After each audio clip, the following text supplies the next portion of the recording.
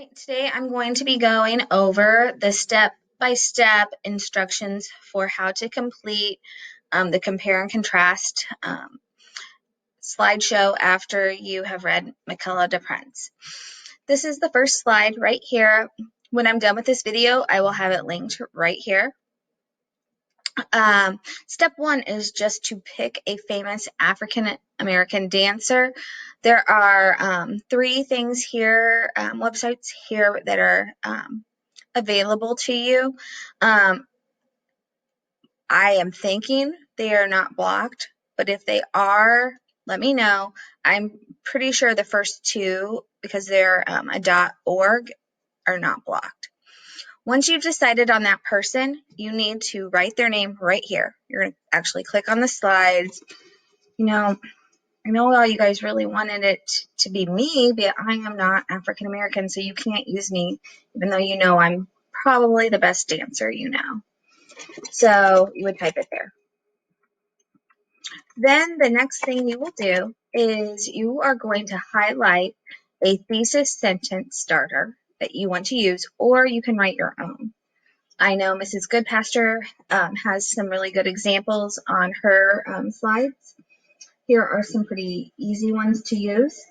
Michaela DePrence and whoever you choose have some similar experiences because, and then you'll fill that out. Michaela DePrence and whoever you choose are very different from each other because while Michaela DePrence and blank have similar experiences, I shouldn't say while. It just says Michaela DePrence and blank have similar experiences, but they have differences too, and then you would need to write a sentence explaining that. You could do Michaela DePrence and blank are both, or write it here. There's tons of actual options. So on step 1 and 2, this is slide 2, and it shows step 3. Decide who will complete each part of the research. You're going to type their name next to the part. So when you're in your small group and you're using your learning strategies, your communication strategies, somebody's going to put, I really want to do childhood, so I put their name there. Or I really want to do education. All you got to do is agree on who's doing what. Step 4, decide which 2 students will do the intro and which 2 students will do the conclusion. I'm pretty sure you're all in groups of 4, at least in Mrs. Goodpasture's class. There might be groups of 3 or whatever. You can work this out. But 2 students need to work together on the introduction and 2 on the conclusion. Step 5, research your dancer and take notes. Step 6, complete your slide and notes section. Step 7, check your slides using the tips and tricks posted on slide 3. And step 8 is to practice with your group. And I will be going over all of these here in just a second. And here are some things I put as non-examples. They are cute, they are funny, but these would not be appropriate for your slides. All right, tips and tricks for your group slide presentation. You need to agree to use the same font in certain places. One font for the heading, which the heading would be this, and one font for the text, and maybe some special font for a special or important word phrase. As you can see right here, I said no Franken slides, please. Think of Frankenstein, it's a little word play. I used a different font to make my point come across. Here I chose to use Vega in both of them, but you could definitely have your heading be one text and your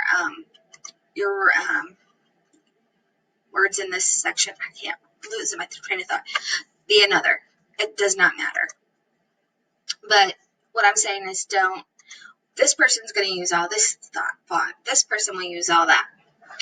You need to also agree to use the same font color and sizes in certain places. So if we're going to do all of the headings in this size of 28, and maybe we can make them all the color blue. then everybody's should be blue. It would look weird if they're not. This is 28, but it's not blue, so I need to go back and change that. You can keep it all black if you prefer. It's not a big deal. So that is the same font color and sizes.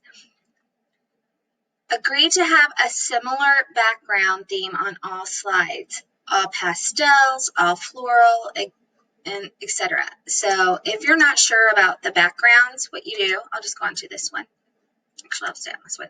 You go to background, and you can do it, pick a color, and then it's done. What I'm saying is, and you can see it in this one, in my video here, it would look really weird if I went from a pastel calming blue to this in-your-face bright yellow. We don't want that. All right. Check your images to make sure your other group members are not using the same image. If you're using Google Images and you click on the first person or the first image you see, it's a very good chance that the other people in your group have also done that, so you don't want the same picture showing up on 2 slides or even all of the slides. Okay, and then these are some rules that I'm pretty sure you're familiar with. Don't type or add anything to someone else's slide. Don't delete or change anything on someone else's slide. Don't put too much text on a slide. Use the notes to write what you want to say. And I think I'm going to go over that a little more in detail. You guys, I am honestly this was almost too much text for me to put on this slide. But I made it into a checklist that I wanted to print. So I was kind of okay. But if I were to need anything else, I would have had to break it into 2 slides. And then at the end, you're going to check your slide and presentation mode to make sure everything looks good. So I'm going to go back up to slide 2. I'm going to show you what presentation mode looks like. I just click on present, making sure all your images are still in the screen. For example, what if you accidentally, you put it on and you didn't know, you didn't realize it was out of the picture, and then you just see this random raccoon over here in the corner. That's a no bueno. All right, so those are your tips and tricks, your how-to for your slides. My next video will be going over each of these step 3 plus step 6, the note section, in more detail.